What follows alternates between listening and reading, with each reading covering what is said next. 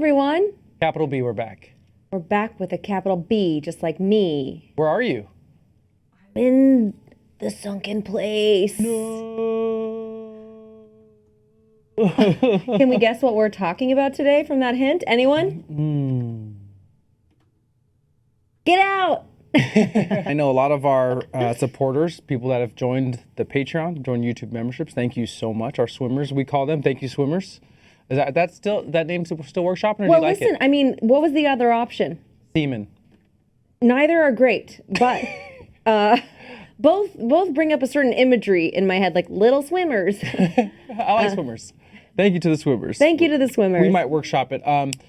Really quick disclaimer before we go ahead, Sarah. We found out that a lot of you guys in the comments were like, hey, let us know what you're going to be talking about so we can prep.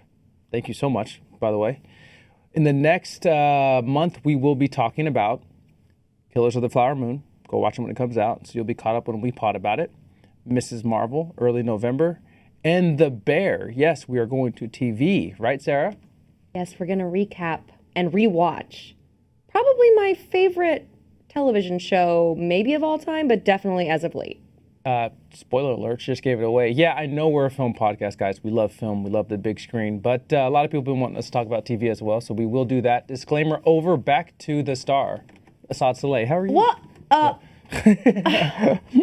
didn't know what the disclaimer was anyway, so I was like, oh no, he's throwing it to me. The disclaimer is, you're in for a great time. Yeah, don't you think we should prep people on what we're potting about so they know? Absolutely, yeah. So maybe we'll put it in the comments when we have our little calendar, when we calendar a little bit further out. But back to Get Out, there's a reason why, surface reason why people have been wanting us to talk about Get Out. Do you know why that is, Sarah? I don't know. What could it be? I don't see color. I have no idea. Get Out to me, the first time I saw it in film, I didn't see it on opening day, and then heard a lot about it, which I know a lot of people in the movie critics are like, hey man, that wasn't as good as my friend said it was, or sometimes you let opinions get you excited or get you down for a film. Maybe that's what happened here. Get Out's probably the best reviewed film critic-wise that I don't think is that good. I know. I'm so sorry. That's what I first thought when I first saw it. So for years now, when did it come out, Sarah? 2000. Oh, well, we didn't do our homework, guys. I promise we will look it up. But I've never really thought it was that good. I really like Jordan Peele. I really like the attention he got. I like the fact that the movie cost like $3 to make and made $800 million. I love that. But never really liked it. So I thought for the pod, maybe me and Sarah should revisit it, because what was your relationship to Get Out when you first saw it? February 2017. 6 years ago, basically. Yeah. 6.5 years ago. My relationship was I thought it was better than Asaad's reaction was to it. I remember there was a lot of hype, and we've talked about this on the show before, like, you know, when people are hyping something up too much, you get too excited. So I try not to do that on any of the movies that I really like, because I feel like you're going to be like, Sarah said it was so good, and then you go see it and you're like, it was just okay. And I think that's what happened here. However, I didn't think it was as crazy good as everyone thought it was. Did it deserve to win an Oscar? Maybe we'll find out in this podcast. So Asaad and I decided to rewatch it and see if he thought anything different, if it sparked any imagination, if it sparked anything new. And by the end of this podcast, you're going to know the answer to that. And sometimes that's what's needed. Sometimes you get in the whirlwind of publicity run by a film and people like it. And if you don't like it as much, you start to dislike it more because of how much other people liked it, you know? So trying to give it an honest review, I thought for the pod it'd be cool if we both sat down, rewatched Get Out 6.5 years later, and see what the honest opinion is now that the circus is over. Sarah, first thoughts? I guess this is second first thoughts.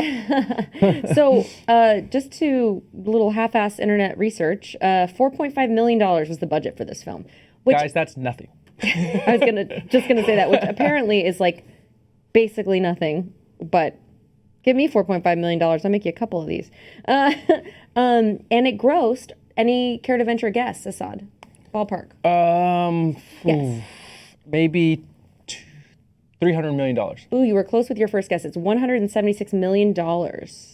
In the United States, in Canada, and then 79 million worldwide. So you might have been closer than we thought. You were almost dead on. Yeah, that's a lot of money, guys. This was the beginning of like what I think I should check, sparked the Blumhouse run of like copy and paste low budget horror films that make a lot of fucking money. So smart. And I agree. This definitely put Blumhouse on the map. Mm-hmm. So this was a fun rewatch. I'm trying to do you remember where it's available to stream? Oh, you rented it. Yeah, I think it was Amazon. That's where I go for all of my shit. Is that where you go for all of like when you actually want to rent a movie? Yeah, I usually just ask if it's streaming somewhere first, and then if you rent it, Apple or Amazon. Curmudgeon Corner. I don't know where to find movies, guys. I don't know what service has what to offer. HBO has Netflix movies. Netflix has Tubi. I don't know. So I just go to Amazon because it has everything. Do I have Tubi? I don't know. Yeah, that's a good point. I do think that like on the Apple TV, it does a pretty good job of searching if it's streaming anywhere for free. Yeah. So you can just search it on your Apple TV, and it does a pretty good job of telling you. Mm-hmm. But man, even just trying to search that, there's like a million things pop up, and because everyone's trying to get you to watch it on their app, I guess. But we've talked a little bit about this off camera, but we'll bring it up on camera. I was talking to somebody in the chat of this pod actually, and they were saying that they watched a full movie on TikTok, and my old ass was like, "You can watch a whole movie on TikTok? Let me get my bifocals." And I was like, "No, seriously, real question. What? Is it just like a bunch of like tiny little clips?" And they were like, "Yeah, so maybe that's where people are watching their movies these days, Asaad. You should download, have you heard of the Tickety Talkie?" The Tiki Talkie? That's the Snappy Chatty? It's the chips. That's the chips, It's right? the popular chips with the kids. Where's my warm milk? Truly, that's us. Asaad does a really good job of trying to keep his finger on the pulse. But not this girl. I'm staying in the 90s. Let's look at the cardigan. There we go. I know. Come on, guys. Listen, I've got my grandpa cardigan on. It's warm. Do you want to go first thoughts or me first thoughts? I mean, I just basically thought we'd go through and kind of talk about the movie beat by beat, since everyone's probably seen it at this point. If you have not, feel free to pause the pod, go watch it, and come back, because we'll be here. You haven't seen it. You're the one person that hasn't seen Get Out yet? Well, I try not to movie shame people for not seeing things, only because I haven't seen any movie ever. Except for recently, I see everything. But the older classic films, I'm a new moviegoer. Don't movie shame, guys. Don't movie shame. You haven't seen that movie? You haven't seen this movie from 17 years ago? It's like, no, who I cares? haven't. Sorry, you want me to go back and watch it now? Yeah, sorry. I was getting chicks, man. Were you? No, I wasn't. No, it's not. No, I just feel like kind of, even when, so recently I went to see Friday the 13th, the original one. And I just was like, cool. Maybe that's not one of those big classic movies, but it doesn't hold the nostalgia anymore. So if you're going to tell someone, hey, go back and watch, Back to the Future, it's so good, maybe rethink that, right? Because are you sure that it wasn't just nostalgic? Like you go back and try to watch these movies that you really, really loved, but if you rewatch it today, not so great. A little hokey. Friday the 13th hot take. I don't know if anyone's seen it, but oh my gosh. So corny, so bad. I mean, not bad, but just bad for today's standard. So like, why do we have to go back and watch old movies? Unless I'm in them, please go back and watch them so I can get some money. I've really wanted to talk about this film. And I will give you my top lines about this film. Me and Sarah, I guess there's a couple disclaimers here before we get into it. We should just dive in now. Sorry, guys. Just do it. No more disclaimers. Me and Sarah are the worst people to go to for horror films, right? And this is more of a thriller. And I know people in the pod are like, hey, man, can't wait till spooky season comes because maybe Asaad and Sarah will talk about some scary films. We're pussies. Oh, can I say that anymore? I can't say that word, right? Anymore. Sorry. We're sissies. Sissies is bad too, right? Just don't say anything. Okay, sorry. We're not allowed to talk. Sorry, we're illegals. Oh my God. Is it getting worse? It's getting worse, isn't it? We don't like a lot of blood and guts. The worst we'll do is thriller, and sometimes we'll do a scary movie. I'm sorry. I know a lot of big film fans love the horror genre, and we respect it. I just think naturally it's not something... I hate talking for us, Sarah, but I know that we've had this conversation a couple times. So we won't go crazy. Sorry to disappoint our big horror fans that love buckets of blood movies. It's not really us. Respect it, but we just don't do it. Get Out is a thriller, and I've been wanting to talk about it for a while. Really wanted to revisit it. Thought it was good to bring on this pod because I thought when I first saw it, Sarah, that it was completely mid, Okay. right? I was like, oh, I didn't think anything was that interesting about this film. I thought the only points it got for me was like, oh, cool, maybe it's a different story they told, right? Maybe it's a unique story they told. Yeah. But everything else to me was heavy-handed. I thought performances were just okay. I thought writing was just okay. But here's the thing that I realized with Jordan Peele and his directorial debut. He said himself that what made him such a good director was doing a bunch of skits because he had found out how to film a lot of different things. Did we talk about this already? No, you and I did, but not on Yeah. the pod. Yeah, because he found out how to film a lot of different scenarios. You know, that's the good thing about sketch shows is like you have to film a president sketch one day, then you have to do an outside picnic, and then you have to dress up in costume. So you get a lot of knowledge. And Jordan Peele, you could tell for his directorial debut, he hit the ground running and knew how to set a scene. But for me, being 6 years removed from it, when it was first underwhelming, revisiting it, first thoughts again, Sarah, even more underwhelming. Aww. Yeah, I know, curmudgeon corner. I know. Always. But I listen, know. it's your feelings. That's what we're here for. I know, and I wanted to like it. I wanted to revisit it again and be like, yeah, I was completely fucking wrong. Look how brilliant this is. And it got worse. Not only did it get worse, the writing I had to put under, I didn't mean to, but I put it under a magnifying glass. Didn't love the writing. And this is the big takeaway from First Thoughts. Daniel Kaluuya, performance is great. Performance is great. But everyone else around him is in Sesame Street. Yeah. Sorry, I can keep going. I'm kind of putting you on the No, spot. please. You're not putting me on the spot. I'm here to talk about Get Out. There's no putting me on the spot. I will tell you my first thoughts. So when I went and saw when I went and saw this movie, I thought it was pretty good. You know, I thought it was pretty good. I thought that the subject matter was different for this type of film. I thought it was poignant for the time. I liked it pretty well, more than Asaad did. But I will agree that on second watch, I liked it a little bit less. So we can agree on that. We both liked it a little bit less, but you started from a lower liking point than I did. Should we start from the beginning and kind of walk through it a little bit? Yeah, let's do it. Okay. I will say the other first thoughts I have, without ruining the rest of the film and what we thought about it. We've talked about the toughest thing to do is make a turn as an actor, like when you're someone, then you really reveal that you're someone else, right? We've talked about this before. And that's a key. I think we've said it on the pod, or maybe we've talked about it a lot, Sarah, like when you're in a whodunit film, when there's one murderer of 10 people, the way, when you're watching it, you can usually be like... Don't say this. You're going to ruin every movie for everyone. I'm sorry, guys. It's a little harder now because the ensemble cast get a little bit more competitive with the good, talented, actors. Yeah, like Glass Onion and stuff. But a great way to tell who's usually the murderer is who's the best actress. Or actor. Sorry. Who's the best actor. Because they have to do the turn. Yeah. Right? And when you cast that role of the person that's good and then you find out they're bad at the end, you're basically casting two people. The inherent, really big flaw in this movie to me is that the whole family has to do that. And there's only probably one decent actor, the mom, which her name is what, Sarah? Catherine Kinnear. Catherine Kinnear kills it. I think she's like understated, and she's matching Daniel Kaluuya's understated performance when everyone else is being hokey. But that's hard to do just with one actor to make that turn. They had to have a whole family do it, and boy, is that a tough task.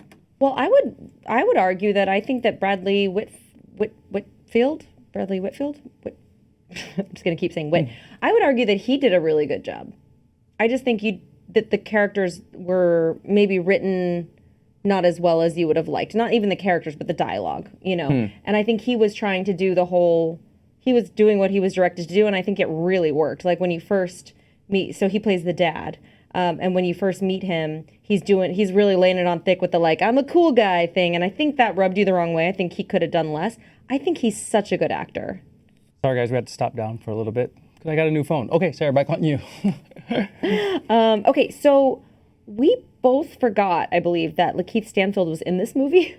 He's like the first person you see in it, and of course he is. It's just been so long. Like, of course we saw the trailer where his nose starts to bleed, and he's like, get out, and he's wearing the straw hat and whatnot. But that opening scene, I was like, oh yeah, he's in this movie. And this man, I believe, and I'll say that he just shines in everything he does. I mean, we saw Haunted Mansion and he was pretty bad in that, but he was good in it still, you know, like he's just so effortless of an actor. I'm just continually impressed by him, and Daniel Kaluuya, I think, are two of really some of our greatest actors that we have working today, truly. And I will say that I think that Jordan Peele he had an eye for that, and he cast these guys, and I think that takes talent, and that takes a specific eye to be able to go, you know, hey, I see this guy, he hasn't had a shot, but I'm going to put him in my movie. Yeah, that was, I don't know, this was Daniel Kaluuya's first big break after the first time I saw him in Black Mirror, which his like episode was phenomenal, but this was his big breakout, right? Yeah, and that's the thing. Maybe he's a British guy, like maybe he was a big British actor. We all know on this podcast, I've said a million times, like everyone who's a good actor is British, but You're British, right? I thought about pretending to be for a while. Let's hear it. We both forgot that Lakeith Stanfield was in this one. Would you like a posh accent instead? Please. Get out. I'd like a cup of tea now. I don't know. I haven't practiced. I have to practice. I get into a groove. I have a good ear. So you say it, I can mimic it. It's my dumb party trick. I totally forgot Lakeith was in this as well. I know. You were like, oh yeah, Lakeith's in this. And I was like, oh yeah. But clearly, like, he was in all of the, you know, the straw hat, but we kind of just like see him in the beginning. And that like his really like cool demeanor of like walking down the street. So the movie opens and he's just like walking down this dark street, trying to find some place, like he's meeting somebody or going to a house. And he's just like, he sees his cars kind of following him weird, really slowly. And he, you know, starts looking at his phone, and he's like, come on, man, just like be cool, like leave me alone, stop being creepy. Like I don't know about men, but like have you been there, Asaad? Have you felt that way before? Have you been in a situation where you felt like, this is something weird's going on, I got to get out of here, or like anything like that where you felt in danger, or you're like, oh, I know you can't say that because you're a big, strong man, but I definitely have as a woman. Have you? Well, I think that not to give it too much of like a meta point, but in any white scenario, really, you know, like, and I think that's kind of like a cool microcosm of the film at large, is like, that's any black person in a predominantly white space feels like that. And I think that's why this movie works for a lot of people, especially it worked for a lot of black people, because there wasn't a real voice coming from there. So not to make your simple question to a big answer, but it plays on that fear of like, you're always a little bit on edge when you're the only black person in a white space. You could tell Lakeith Stanfield was in the affluent area and around all white people, and although it might look pretty, Jordan Peele was a visionary enough to make it look how we make it fit, how it feels when we look at it, which is spooky as fuck. So yes. That's super. That's why I think this movie was such a big deal. I mean, you know that, but that's why this movie was such a big deal, because someone was coming out, a black filmmaker was coming out and saying, hey, we're uncomfortable. This is my experience. This is how I felt. And, you know, the whites were like, oh my gosh, I'm so sorry. I'm going to make you feel uncomfortable, you know. I think Trump's going to win. It's fine. We'll just placate them for a little while. Obama will be out of here soon. Do you think the country's racist? No, God, no. I'm not racist. Well, I'm not racist, are you? No, I think that's a good point, to where it's like it's two different points. If I just look at it as a film, I don't think the execution was great. But if you look at it as the concept of the film, I always appreciate something that's been around for a long time that nobody's really put a fine point on and made a movie from, and so that's why we got to give it credit. Well, that's the thing, right? So that's why everybody was doing that, and everyone was so excited about it. It was different, it was new, it was a new voice, and I truly think that's it. It's not like, oh, this was the finest filmmaking of our time, you know, but also remember the genre, you know, and this is, I think, Jordan Peele's first foray into directing, and you of all people always say, you know, give people a chance. If this is his first time directing a movie, who's to say that he can't do better the next time and the next time? And the more opportunities we get, the better we can perform. Yeah, right? And I think from the beginning of that film, that opening, great way to open a film. great one shot. I think it was a one shot unless they cheated, and it lasted maybe like 3 or 4 minutes. You know, Lakeith Stanfield gets choked and thrown into the back of a trunk, and unless it was movie magic, I think it was him the whole time, which lasts quite a while. And great way to start a film. I was like really in it. I didn't notice that the first time I watched it. Yeah, and I just was internet research, but I just read that film, that opening scene was supposed to be much longer, and there was supposed to be like an actual white family sitting inside their dining room, and you're supposed to be hearing them talking about their trip to Disneyland that they planned while he was getting choked out, and it was supposed to be longer. But I guess they decided to cut it up a little bit. So who knows if they shot an alt that was a one shot. I don't notice things like that just yet, which I think is impressive, but also maybe distracting. I should notice things like that. But yeah, and I should mention, because I shit on movies like I'm some like excellent filmmaker, I should mention throughout this film, and even in the beginning, even though the film itself didn't really do it for me, you can see things that Jordan Peele's doing where you're like, oh, this guy's good at filmmaking. You know, like this guy has an eye, or at least a voice. Like they pivot around and do a 180 on Lakeith Stanfield from being in front of him to behind him. And then when you do the pivot of 180, you get to see the car doors open. And that's almost scarier than the guy actually grabbing Lakeith Stanfield, because then you reveal the car door has parked and it's open, and now you know someone's out of it. And that was spooky. You're so good at watching movies. I'm just like, what's going on? Ah! You were high. No, I wasn't. You were not. Sorry, that was a joke. Okay. Great first scene. The white car following him slowly, and the guy jumps out and strangles him. Yes. Cool, creepy car, like that old, I don't know cars, but old Corvette or something like that. That was, and all white was pretty cool. And Sarah, then... sorry. No, go ahead. Then we get into the tricky part of the movie, which is Allison Williams. Before Allison Williams, we have Childish Gambino song. And our new favorite segment of the pod is Sarah Karaoke. Go ahead, Sarah. Please omit the N-word. Thank you. But sing it. I don't remember what song it was, but I'm going to sing woke. this one. So stay woke, and creeping. Gonna find you, gonna catch you sleeping. How'd I do? Nailed it. Thank you. Don't you close your eyes. That's how you end it. There she is. Can you do it one more time with the Christina Aguilera finger in the ear? Don't you close your eyes. I didn't even register that you said finger in the ear. I was just thinking it was this you were talking about. Okay. But you can't do this without this. Yeah. So I was like, oh, look at me. And then I realized after the fact that you had said, put the finger in your ear. Nailed it. My first question for you, Asaad, Asaad Saleh, do you think that Childish Gambino gave them this song for free? No. Right? Ooh, that's a great question. I don't think so, man. I think when even if they were homies and you get a budget for a film, you want to show them a little bit love, you know? Like, I think this is a little bit before Atlanta was booming.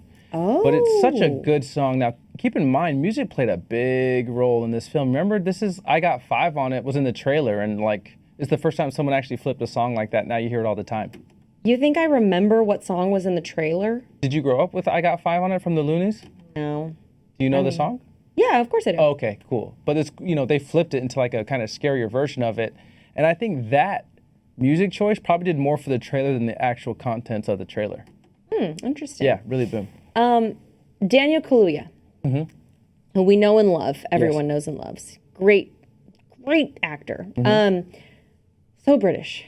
So great. So British. I say that like it's a bad thing. Yeah. Like, oh, he just wasn't so British. He looks so young and so good in this movie. I think right after this, it was like he hit that 35th birthday or whatever it was. I don't know how old he is. I'm just guessing. But I was like, oh my gosh, he's unrecognizable. He looks like a little baby. A little baby. He is such a good actor. He's so good. He's my answer to the Hollywood's biggest question, who should be the Black Panther?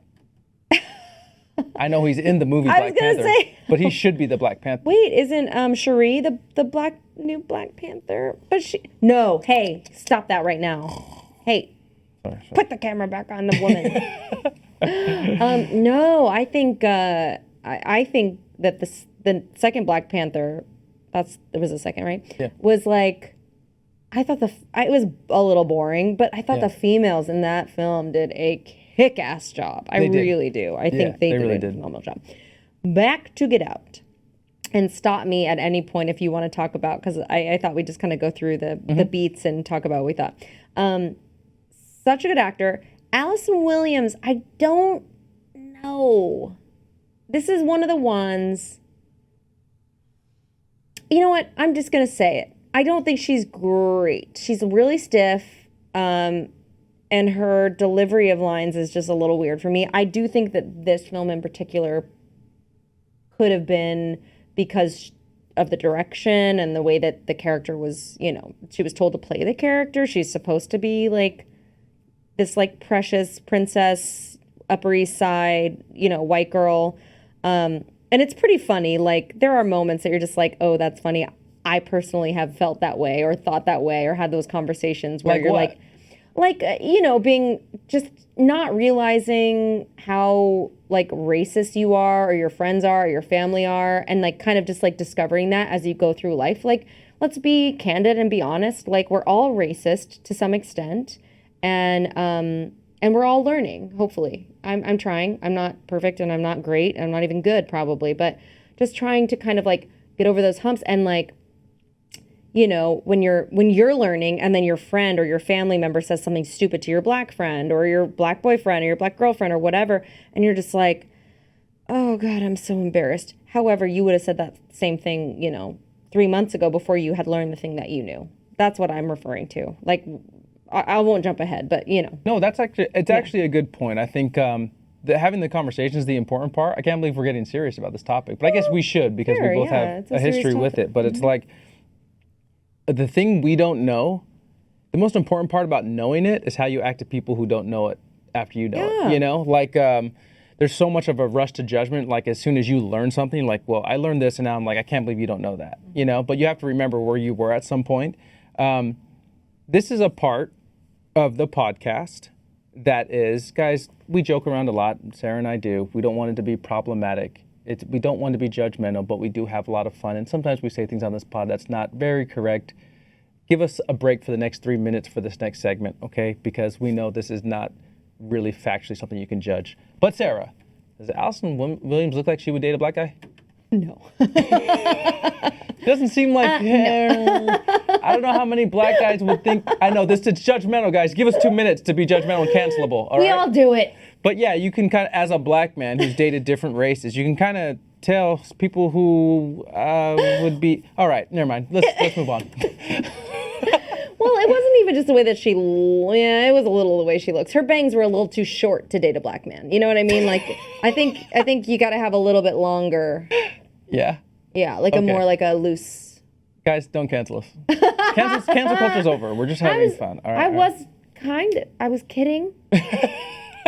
I used to have bangs. Yeah. I can talk about bangs. Now, here's the thing. You can date that like white of a woman can date a black guy, but the black guy can't be Daniel Kaluuya. You feel me? Like, you feel what I'm saying?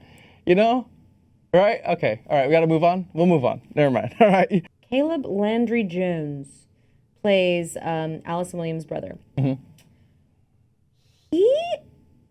I remember when I saw this the first time, I was like, this guy's great. He's so creepy. He's perfect for this role, which I still agree with.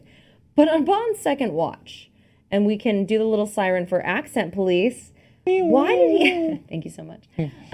Why did he have such a different accent than anybody else in the family in the very first scene? Please revisit this scene, because you'll be like, oh. He sits at the table and he's like, so where you from? When I was little, my girlfriend, my sister here, she used to date another black guy, and she said, what am I gonna do with these black guys? You know what I'm saying? And everyone else at the table was like totally like waspy and just talking very like mid-Atlantic notes. Which makes me think, and maybe you can Google this while I'm talking about, is this man another nationality? Like, what's his name? Caleb Landry Jones. With a C. Caleb and then Landry Jones. Because to me, when I've seen people, even Daniel Kaluuya in this movie does a little bit more of a like, and Tom Holland is another good example of when people are doing these accents, it's easy and even for me, like if I'm doing an accent, it's easy to go to a very specific place. Like, it's harder for me to do like a Texas accent, but like a general Southern drawl might be a little easier. So Daniel Kaluuya, even in this, has a bit of a like Brooklyn something going on, like a little hint of an accent. But that's the only reason I could think of why this guy would have put on that voice in that scene. Like Catherine Kinnear, Bradley Whitfield, like none of them have it. Whitford, sorry.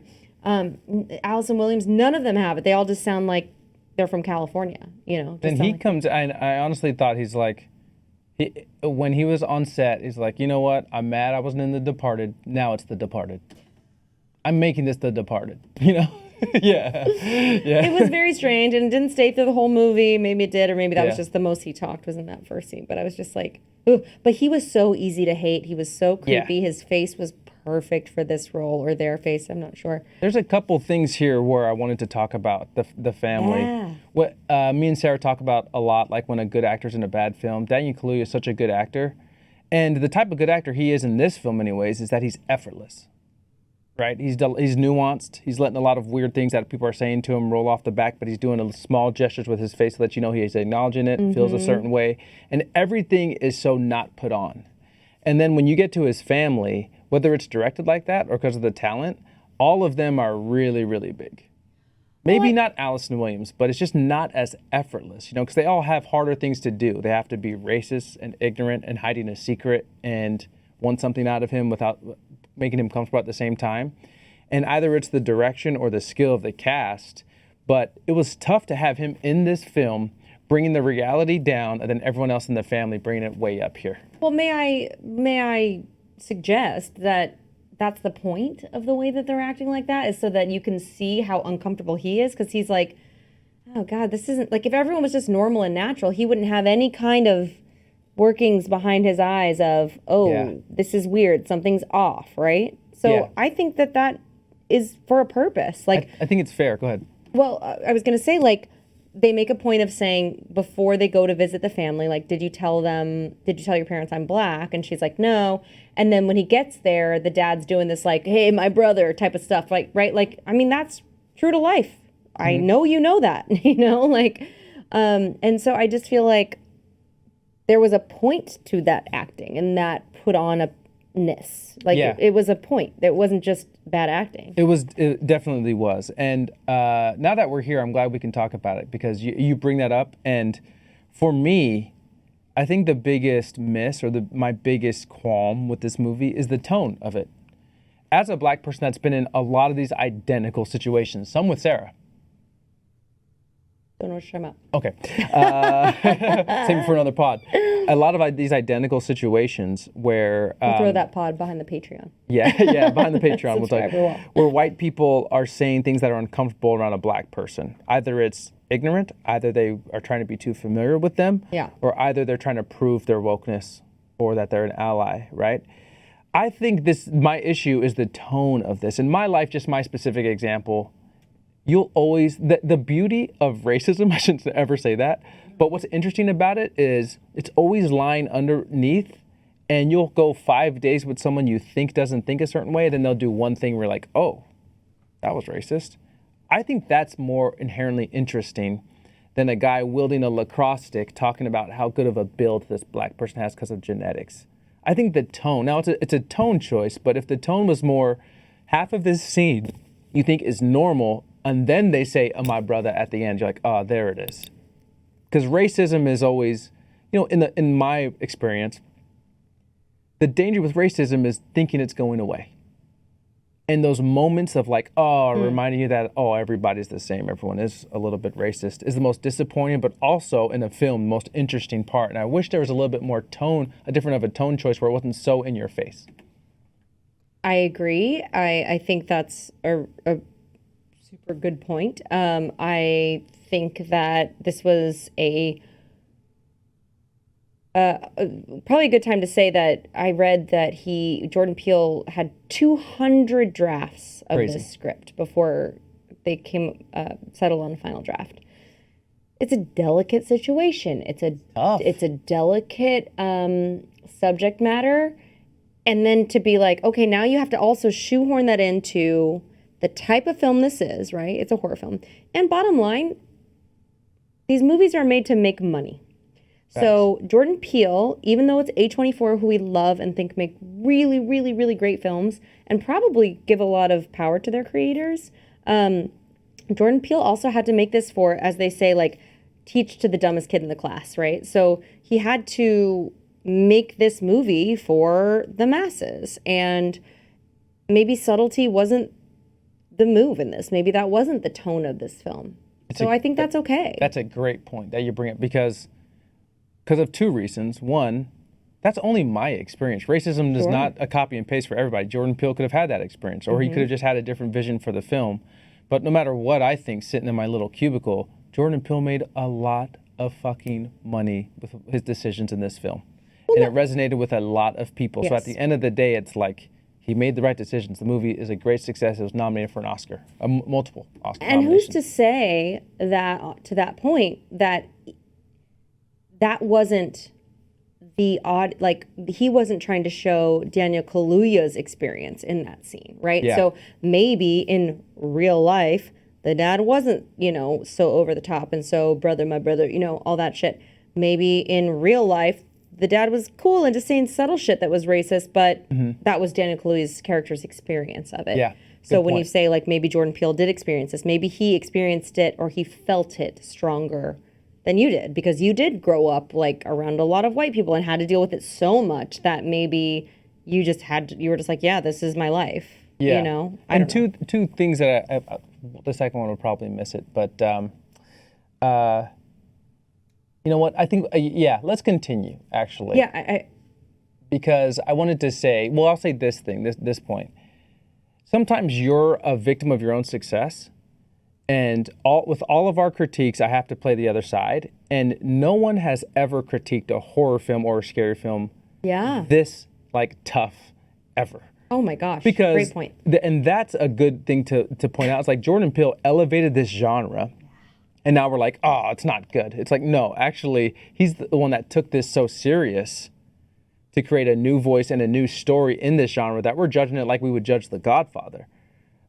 Before Get Out, it was just like slasher movies and like maybe someone's a murderer and that's it. So we have to take a moment and pause to be like, show how progressive he was thinking about this genre. But also, you do get judged harder because of how bold and how creative you are, and I guess that's where we are right now. That is such a great point. Mm-hmm. Like, I didn't even think of that. Think about if you're comparing this to other films in the genre, like Jason, Scream, or Friday the 13th, or any of those. Like, this is something that's actually worth talking about and really dissecting. So let's just. I feel like we've done 30 minutes on let's move on. Talking about race, and it is a delicate subject, and I think that you and I have had a lot of conversations around it, and hopefully our audience will find it interesting, and if not, and go easy on us too, guys. We're just two people, we're idiots just chatting. With microphones, and go easy on Sarah. It was tough for her watching this because she was rooting for the family.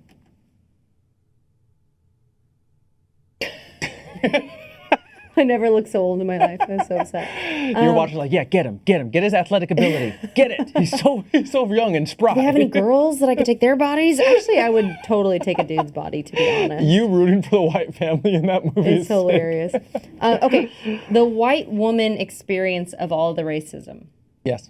Which is a great, because you were just making fun of it, but my next note was, what about the white woman's experience of the racism? Yes, please. Yes. No, hold on, it gets better.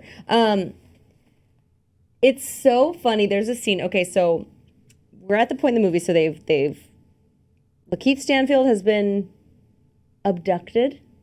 And now we are with the other family, and he's Daniel Kaluuya is going to meet his white girlfriend's family for the first time, and they've met, and he's like, and she's seemingly appalled by their behavior. She's like, oh my gosh, I'm so sorry. I can't believe he said that. Like, did you hear when he said this? Did you hear when he said that? And they're in the bedroom, Allison Williams and Daniel Kaluuya. And and he's in the position of having to comfort her to make her feel better about her family's racist actions toward him. And I was like, I'm a white person. I don't know. But I will say that felt really, really real to me. That felt really real to me because you're so embarrassed and you feel poorly. You feel bad. And you're just like, I'm so sorry. I'm an idiot. My family's an idiot. My friend's an idiot. I'm so sorry you had to deal with that. And they're just like, it's okay. You know, like whatever person is left having to kind of also be the offended and the soother in this situation, which I thought was an interesting thing that I don't, after 200 versions of the pilot, I would say that was not put there on accident. Yeah. Yeah, I'm glad you pointed it out. It's something that I even kind of missed. You know, sometimes we default to the person who's familiar with the hurt for them to take care of the person who's new to it. Of course. You know? And I wanted to ask you a personal question. If you're okay answering it. I know we just did a little bit on race. And this whole movie's about race, guys, so we're just going to be here. But, like, as a white woman who's dated outside of her race, who has traditional parents, maybe that's the word for it, do you feel the need to warn them about dating someone that's a different race? And if so, how do you pitch it? Well, I haven't been in that position, to be honest. Okay. I haven't been in that position where it's been like, I try to, you know, not have anyone meet my family. No, I'm just kidding. I love you. We love you guys. I was talking to my mom on the drive here, and she's like, you know, your dad and I watch every pod. And I'm like, oh my God, thank you so much. Please stop. No. Chris and Rick, we love you, man. No, we love you. We're just, I hope you guys know we share great stories about you guys and laugh a lot. You guys give us a good time. It's all in good fun. But no, I certainly have never been in the position to, I don't live that close to my family where I'm just like popping over with a random guy I'm dating for Sunday dinner, like, or whatever. So I think that it's like with social media and my experience and things like that, like there's been pictures posted and you know, they kind of know who these people are before they are in the position to meet them. So I've never experienced that. I can't speak to it. And your social media pictures are usually your butt on the bathroom counter, right? And you're like taking a picture in the mirror? You got to make it. Why'd you change the angles? Did you get a better view? Creep. Yeah. And then usually like he's taking it. So the boyfriend's in the mirror and they're like, who's that black man in your bathroom? He's the black man. Who's the black man? Black man is wild. No, but yeah. So no, I haven't been in that specific situation. I don't know. I don't ever think to lead with that. Like, so I'm dating an Asian man. Like, that's just so weird. Why would you say that? Anyway, yeah, so I hope that answers your question. I've not been to that. Okay, so moving on in the film, if you're okay with it. He goes out for a smoke. Daniel Kaluuya, our main character, goes out for a smoke, and then we get the famous get out run where the guy... Yeah. Oh, shoot. Wait, let's try that again. Ready? That was better. We didn't practice. So that happens, and then he goes inside and he gets hypnotized. Now, this rewatch was some of the best acting I've seen in so long. These are the two best actors in the film. Holy. By themselves, acting the shit out of some lines, man. I randomly... This is a deep cut, but maybe we'll do a pod on it. I need to revisit this film because this is one of those ones. And I was just telling you guys about how people are like, you've got to see this movie. And it's so annoying. But I remember being a kid and watching this movie, Death to Smoochie. It's Robin Williams, Ed Norton, and Catherine Kinnear. And I remember at that time being like, holy shit, this girl's good. So... Oh, I guess my feelings haven't changed. So she's sitting there. She's really grounded. Oh my gosh, she's such a good actor. And then Daniel Kaluuya. Whoo! Go watch this scene on YouTube. This is like an Oscar reel of Daniel Kaluuya. He's like sitting there, and she's trying to have him relive his mother's death, which was like really traumatic for him, and he is sitting there and he's telling her about the night that it happened, but you can tell he's got so much going on behind his eyes without anything happening in his face, and I don't know if that makes it. Does that mean anything to you, Asaad? Okay, so he's he's sitting there and he's like, okay, I'm supposed to be talking to my girlfriend's mom. So he's doing the polite thing first and foremost, right? So he's being super polite on the surface, but she's asking about these crazy things. So imagine if you go over to your 4 month, you've been dating like this boy or girl or whatever, this person, I should say, for 4 months only. It's not that long of a time, but who knows what, you know. And so you're trying to be polite. You've gone up to visit the parents. She's asking you really uncomfortable questions, but you like this person that you're dating. You like the family. You're trying to make a good impression. And not to mention the race aspect where you're like, I'm trying to be cool, like try to keep it together. And so he's got that going on at face value, right? He's sitting there just being like, well, you know, trying to smile and stuff in between. And she's asking him like, how did you feel when your mother died? Like, well, what did you do? Did you do anything or did you just sit there and not move? And he's just like, and he's crying. And you can see he's doing this stuff with his mouth where he's just like, you know, like he's just like so uncomfortable. And he's trying to make, he's not even, I think he's just really good at putting himself in someone else's shoes. I think he's probably a very empathetic person in real life. If anybody knows him, let me know. And I'll stop talking. I feel like I've been talking about this forever, but just his performance, the little nuance in it was amazing. Yeah, there's two things I want to mention. One that we talk about, don't know if it's hit the pod yet a lot. One, when you are in a close-up, I think you said this, Sarah, you know, if the camera's on me here, forgive me if my audio goes out, the further away, so we're like nipple line maybe up here, the further away the camera is, the more expressive your face can be.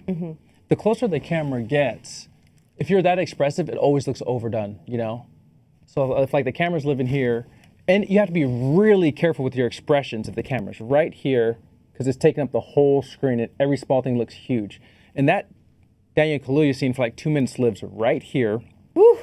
And he's doing almost everything you can do with your face to simultaneously avoid this question, avoid trying to break down, and not offend this mom that he's just meeting.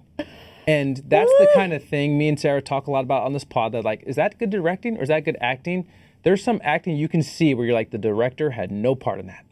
You know, this is letting Daniel Kaluuya play. And I don't know how many times they did it, but he's doing so many nuanced things with his face that like it's impossible to direct that, you know? And this is like, whoa, okay,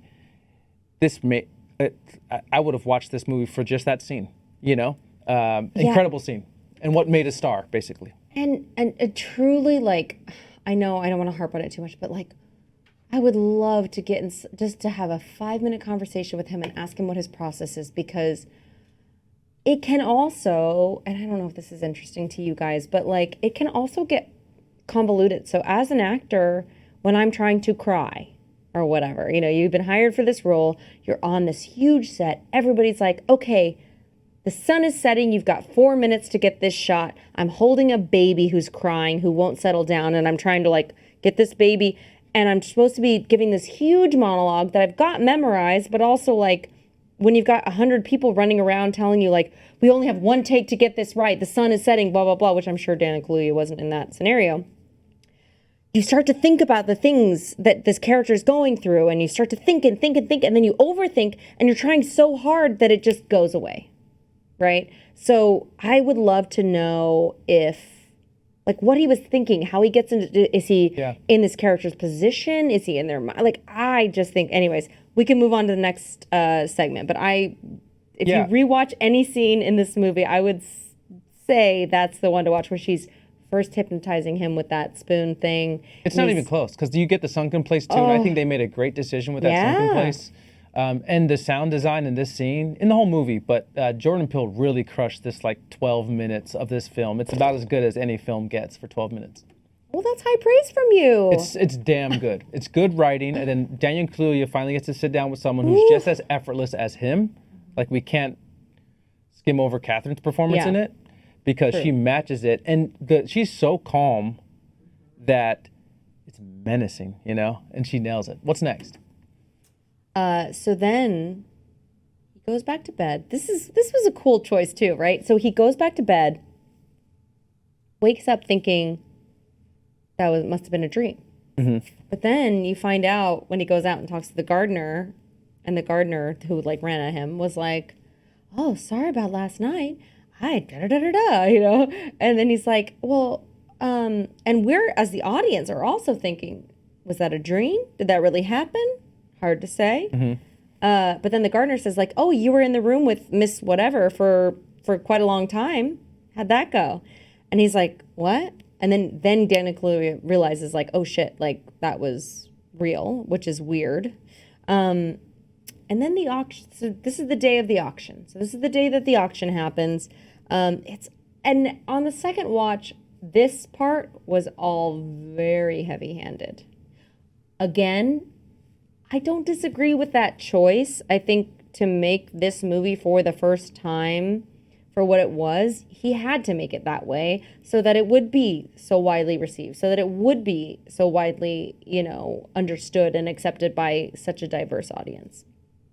That's my thought. Do you have anything to add? If not, I can No, we can move on. I just think the gardener conversation, it's a little tough, man. That is pretty heavy-handed. I know the gardeners are speaking like white people. Yes. As someone who reads our comments who's like, Asaad speaks like a white person. Yeah. I should have been casted in this. By the way, what does that even mean? Like, all right, moving on. Yeah, you don't know? You're one of them. I mean, I know how I talk. But I also know a lot of white people who don't talk like me. How do you want them to talk?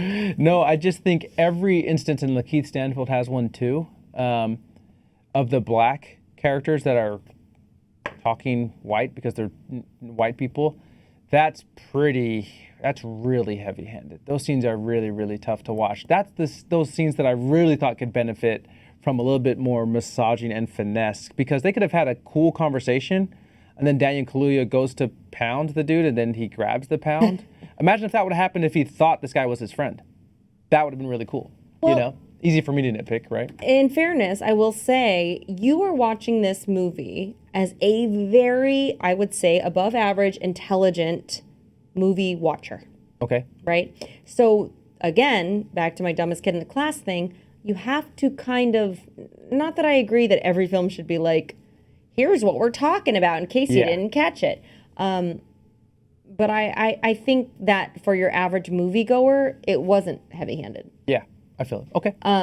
But I agree with you. I think it would be cool to see your version of a movie like this to compare and contrast and go, oh yeah, you're absolutely right. I did catch all of those nuances and I underestimated myself as a viewer. Yeah. I should make a version of this. I'll just bring my camera next time we go to your parents.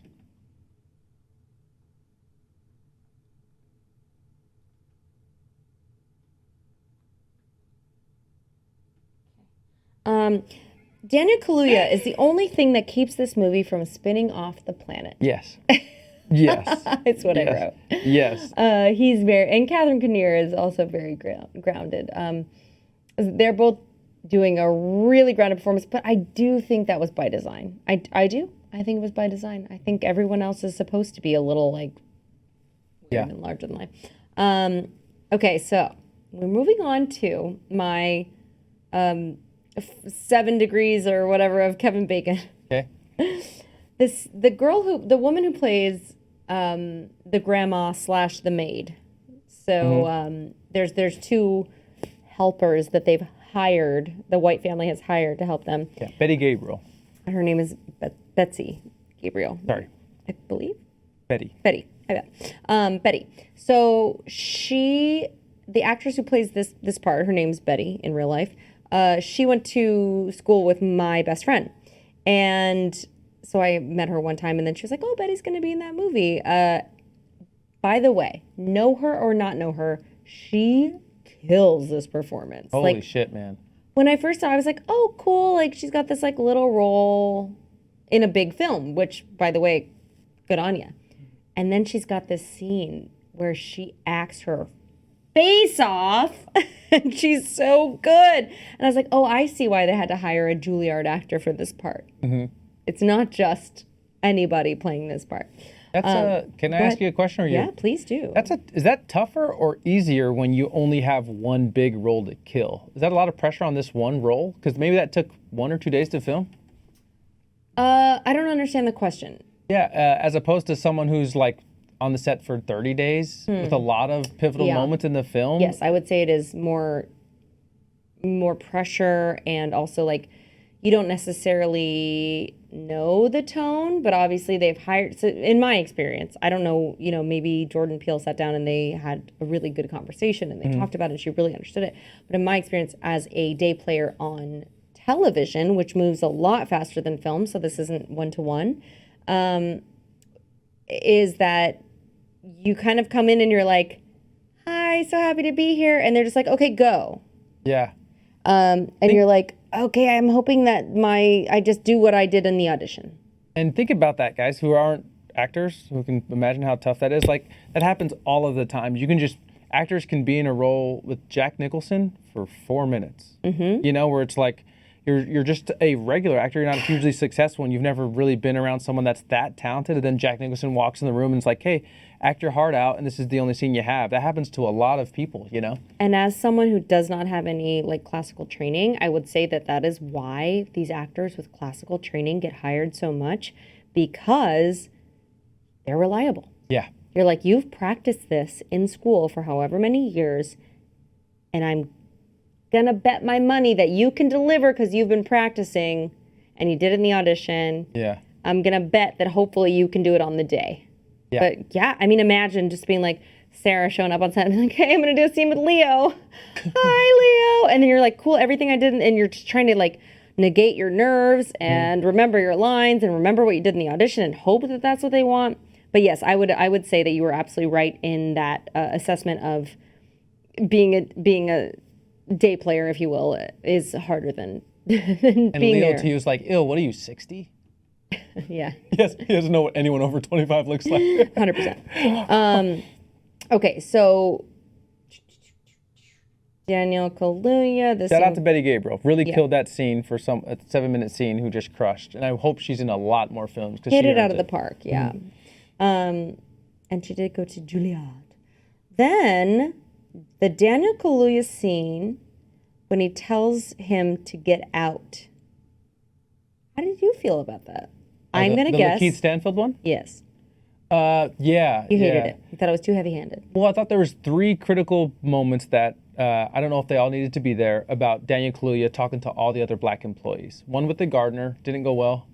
One with Lakeith Stanfield, I didn't think it went well. And then one with Betty Gabriel, which went phenomenally. I don't think you needed all those 3. And then one with Lakeith Stanfield. I guess the gardener one you don't need, because Lakeith Stanfield, he had to end up taking that picture of him, which was a cool kind of a story concept. But the Lakeith Stanfield one didn't really work for me. I had already seen it a couple times. I have a question on that note that I didn't write down. What do you think? I took it on the surface as like, if you take a picture, it was like the flash kind of like brought them their real selves back to reality. Yeah. Is there a deeper meaning for that, do you think? Was there like a... Yeah, I think it's just like the terror of someone owning an Android. I'm kind of missing a lot with you today. I'm like, they're not, guys, usually, you guys have seen a couple pods. Usually I can crack Sarah. But I have days like this, where nothing lands, Mama said there be days like this. Yeah, I'm like 0 for 10, guys. I'm sorry. I'm going to make her laugh before the end of the pod. I'm sorry. Oh, you did make me sing a couple times, which is almost as good as laughing. Yeah. No, I don't know. Yeah, I was wondering if there was like, I mean, we could dream out loud and say like, oh, is it them showing, like, is it their fear of like a picture showing their real truth? I don't know. But it was probably just keep it simple, stupid. And it was like that kind of flashed them their real personality out of it. I thought that this scene was actually really good though. Surprise, surprise. Asaad hated it and I thought it was cool. But I thought it was really good. Like, I think you've got 2 of the best actors of our time right now, not our whole time, but because we've got some other people in contention for that. But those 2 having a scene together, both really grounded, Lakeith having to play more of a caricature of himself, and Daniel Kaluuya just being really grounded and doing what he does best. But I thought that scene worked great. They had the really awkward conversation. The old wife comes in. We as the audience and Daniel Kaluuya are now starting to put together like something is amiss here or something doesn't feel right. But this also brings in my greater point of what I find fascinating as a person is when we get into this thought process or discussion of, as a society, we would prefer to be polite than to listen to our gut. Right? All the time. There's a good scene in Girl with the Dragon Tattoo that says this. But yeah, all the time. Oh, I've seen that movie. Maybe that's where I got this theory, but I don't think so. But yeah, I mean, especially as, I know it's a man in this scenario, but like especially as women, it's just like polite over making people comfortable over anything else, which is wildly against our instincts, but it's what's been kind of programmed into us. The auction starts. They're silently bidding for discretion, but they've got a huge cardboard cutout poster that someone had to go to Kinko's to get printed. Yeah. Of Daniel Kaluuya looking fierce and fit. This is not in a sequestered part of the backyard. Daniel Kaluuya was just sitting here 2 scenes prior. Steps away. He in the steps backyard. away. He steps away, then they put up a poster of him. But they're not allowed to talk out loud just in case anyone overhears. Yeah, but there's codes, hand gestures, and gang signs that they're throwing up to each other. White Ku Klux Klan gang signs. But a big ass poster of Daniel Kaluuya on sale. It says on sale on it. No. I mean, it was all right. Yeah, we got it. I was like, what happens if he just like walks out and sees the thing, sees his headshot? It's like, that was pretty funny. Then we've got, so now we're at the point in the movie where the jig is up, right? So Daniel Kaluuya is starting to get hip to all of these things, and he's like, oh, maybe this is not great. He comes back in the house. Daniel Kaluuya comes back in the house, and we see the brother, Allison Williams' brother, just casually leaning up against a post, picking at the ukulele, which I found racist against whites. Don't do that face. Please don't do this face anymore. Stop that face. I play the ukulele. Of course you do. That's true. Do any people other than white people know the ukulele? Well, I think Pacific Islanders are probably the ones yes. that invented it, but... So, see, we're cool, man. We're cool. I was like, well, this is profiling. You're saying all creepy whites play the ukulele? Yes, I do, and I'm a little creepy, but this guy is too, but not all creepy whites play the ukulele. Should have had a banjo. Then the white brother is twirling a lacrosse stick in front of a door. Well, that is true. I think that is racist in like the correct way. Mm-hmm. Like only people who play lacrosse are inherently racist. I can only say that because I've never seen play lacrosse or know anything about lacrosse. All right, PR comments. Here we go. I play lacrosse. You guys are fucking bigots. Yeah, right. Who plays lacrosse? I mean, maybe it's fun. Shit, I'd probably be terrible at it like every other sport. So then, moving on. You stop me when you think of anything. Sure. Daniel Kaluuya tells his girlfriend, Allison Williams, hey, we got to get out right now. Now, we're escalated. We're there. He knows what's going on. He's upset. He's like, we got to leave this place. My best friend told me it's creepy. I think it's creepy. You're a little creepy. Still want to bone you. So I'm going to tell you, we got to go, right? It's probably your family that's weird. I'm getting the creeps from here. But, and this to me feels natural and realistic, right? Like if you were in this situation, everything else is so crazy and so abnormal that you're just like, this girl who I've known, who I've had conversations with, who I've slept in the bed with, whatever. She's normal. I know her. Let me tell her, like, we got to go. Bottom line, let's go. And she goes, okay, yeah, sure, we'll go. And so she leaves the room and he's packing up his shit and he's in this big frenzy. But, a door catches his eye. And guess what? Oh, it's a photo album, a box of photos. Oh, wow. Okay. So he's in this huge rush to get out because something's finally snapped. This has been building for several days. He's been feeling this thing. And then what? He's like, okay, doubling down. I'm making the choice to go. Then he sees this box of photos and he goes, let's let's have a cozy little hot cup of chocolate and just sit and look at them through these photos. Like, Turns what? out she was the one that had a hot cup of chocolate. Plenty of them. Dark chocolate. The athletic kind. The athletic kind of chocolate, the best kind. Swiss Miss. No, but I was sitting there and I was like, looked at him, I'm like, what? Yeah. He's like, we gotta go. Shit's going down. This is bad. I'm highly uncomfortable. But then while he's waiting for her to gather her toiletries, she's like, let's thumb through these photos. Like, what? I will say that Come on. I don't think this is as ridiculous as you do, because no matter what emergency I'm in, I do enjoy a scrapbook. You did grow up in Utah. Your Utah is showing. Yeah. Hilarious. I will say, both times of watching this, so I feel like I'm very confident in this. And I might be jumping ahead. Let me see. Probably, but doesn't matter. When he's telling her, Daniel is telling Allison Williams, forgive me for not knowing their character names. When he's telling her, like, babe, the keys, where are the keys? And she's searching for, granted, she was off camera most of the time, so this could have been ADR, and great choice by the director. He's like, babe, the keys, like, her family's getting increasingly creepy. And the whole time, as the viewer, you're sitting there thinking, like, she's really feeling anxiety and looking for the keys. She's like, I know they're in here somewhere. Like, oh, you know me? Like, I'm sorry. I'm looking for them. And then the reveal of, like, did you really think I can give me the keys, babe? I thought that worked. Oh, really? Let me guess. No. I think I did too. And, like, I always play to, like, you know, the elder black lady that's like 50 or 60, what she's thinking in this movie. Okay. You know, and that part she would have been like, this bitch, you know, like that was probably a great reveal for her. I thought the photo album journey kind of took away from that moment. Like, maybe they should have been reversed a little bit.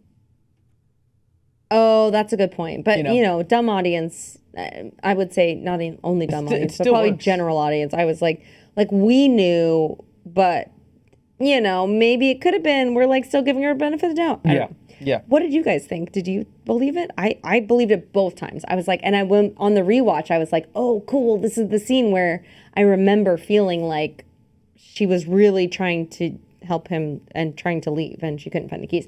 Daniel Kaluuya's reaction when he found out, when she did the key reveal, so I guess I wasn't jumping ahead, when she did the key reveal and he finds out that they're all bad, was so good. Yeah. He was just like, I fucking knew it. Yeah, God. You know, like, of course, he still doesn't know. I know this is like a Daniel Kaluuya podcast. Daniel, come on our podcast. We would love to have you.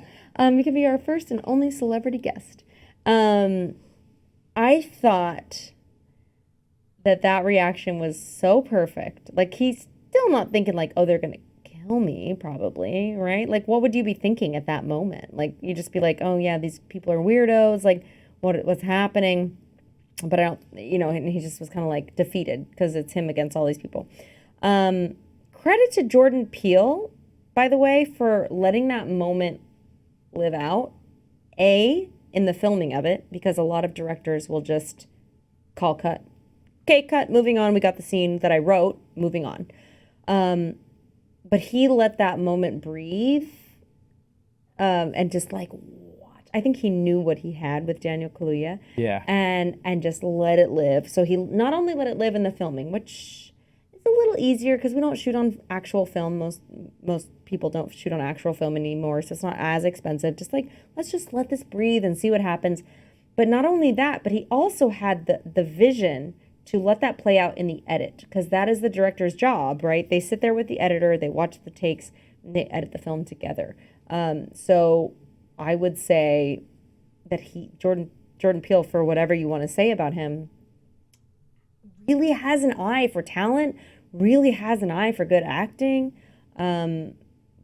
which you wouldn't necessarily expect from somebody who came from a sketch comedy show. Yeah, I think he's been around a lot of different talent because of the sketch comedy and knew how to cast it. I don't think this is luck finding Daniel Kaluuya. It was like, took some research because he's had a great career on Black Mirror and just like nothing this big. But yeah, you're right. I think he knew what he had. He's like, let me just get my movie into this guy's hands.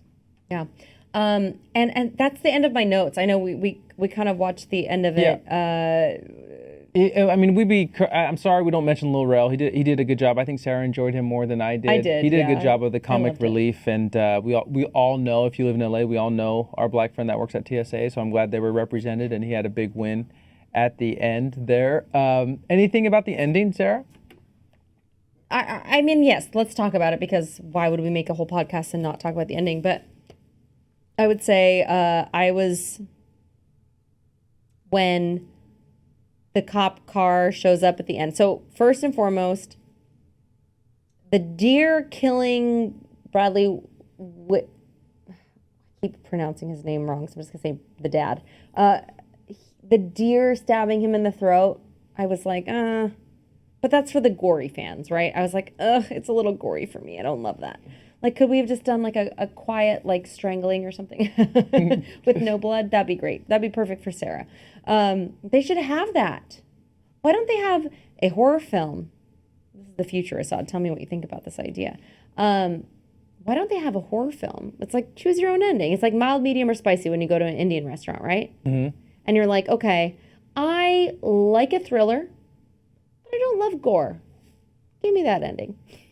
Yeah, I grew up in a Mormon town that had edited versions of R-rated movies. Maybe Really? Like that. Clean Flicks, it was called. They made a resurgence with Sound of Freedom recently. No way. So they edit. They get the rights or something. Like, how does that work? No, it's like a really big. Yeah, I mean, it was when I was growing up, when rules didn't exist. So they would take R-rated movies and edit out boobs and curse words, which were my favorite parts. They have to have rights for something like that. No. I don't know how it worked. Fascinating. Oh, I've got lots of little flyers. I wanted to bring up a cool thing that Sarah brought up that she makes me think about wardrobe and makeup and styling the way I've never really thought. And when you see Allison Williams at the end, when she's already turned heel, it's so funny. She brought this up. She's like, they'll always make the girl who's evil now pull her hair back. Or vice versa. Oh, yeah. Like, if you're the hair watching, changes. You know, if you watch this movie, her hair's like long and flowy with bangs the whole time when she's the nice girlfriend. Then once she's like found out as evil, it's like super pulled back in the stern, tight hairdo, and she's like super evil now. Yeah, and it's usually the other way. If you've watched like The Proposal, it's a Sandra Bullock and They start stern. and Ryan Reynolds movie. Like, she starts off as this like stern taskmaster who's like, his evil boss, and she's in pencil skirts and all black, and her hair is slicked back and her makeup is harsh. And then as she softens, that's usually the way I see it, because I watch a lot of like rom-com type films. And then as she softens toward the man or woman, like, you'll see that the hair is not up, and it's like got a loose wave in it, or it's like, say it's like stark straight like this. And then, like, as I start to fall in love and become more likable, my hair has a slight curl. I'm softer. Softer makeup, softer wardrobe.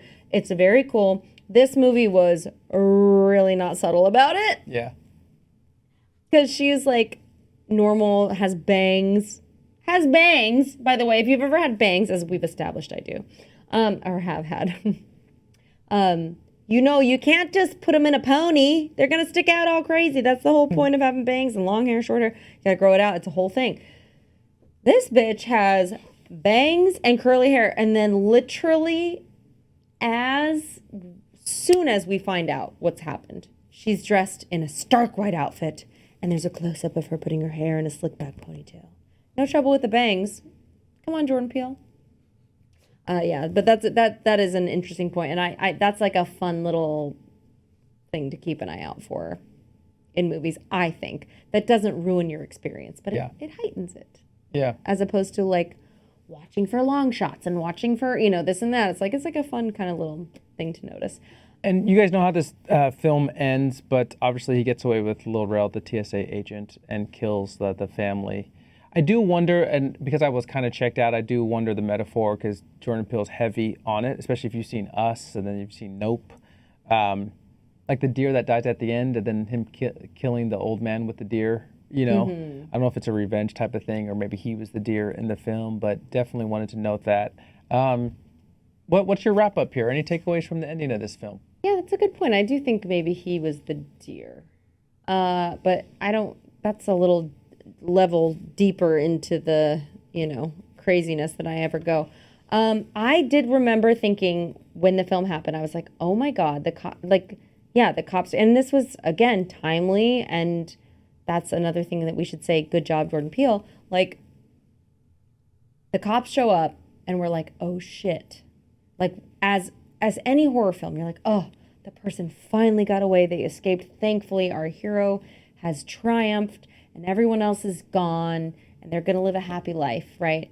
And that's what we're thinking. But because it's a black protagonist, we're like, oh, the cops are coming and there's all these dead white people and you're going to get shot 100%. And then they like do the reveal that it's the TSA agent friend. But that worked for me. I remember. Yeah, me too. Me too. No, I remember you saying you were like, that was corny. Well, Lil Rel's character in it was corny to me, how it was executed, but the thought of it was cool, I thought.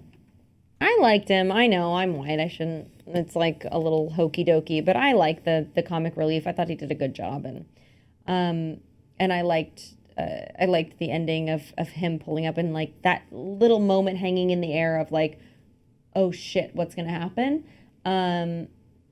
But yeah, that all worked for me, and I was pleased that our guy won. And all in all, I would say the movie was a solid. Let's give it a Gummy rating off the dome. I would say it's a 1.5 Gummy. I don't think it's a crazy bad movie. I quite enjoyed it. Guys, you've wanted us to talk about it. Oh, you're going to give me a Gummy rating? I think we go 2. I think we go 2 okay, for great. the Gummy rating. Yeah. You liked just a slightly little bit less than I did. Yeah. Guys, thank you. This is the first time we've done a rewatch or a revisit of something, Let us know if you want us to do it. There's a lot of movies we wanted to talk to you guys about now that we have a pod and we forced you guys to listen to us. And again, coming up, we're going to be watching Captain Marvel, big one, in early November. Killers of the Flower Moon on October 20th, and we will be watching The Bear. So if you want to follow along with us, or if you just want to be like, what the hell they're talking about, watch it along with us. Anything else, Sarah? Yes, 2 quick things. I think that doing the rewatchable thing is really fun because it takes a lot less effort. You don't have to have the time to go see a movie. You don't have to have the money to go see a movie. It doesn't have to be available in your city or whatever. So that's kind of fun. If you have any suggestions and you think of any ones that we like, maybe we'll rewatch those. And also, please join our YouTube subscription and our Patreon. One or the other. Probably don't have to do both. Yeah, exclusive stuff, guys. You get the episodes of Battle Rap Reviews, the DTF podcast, actual rap battles earlier than everybody else. And we appreciate the people that have already joined.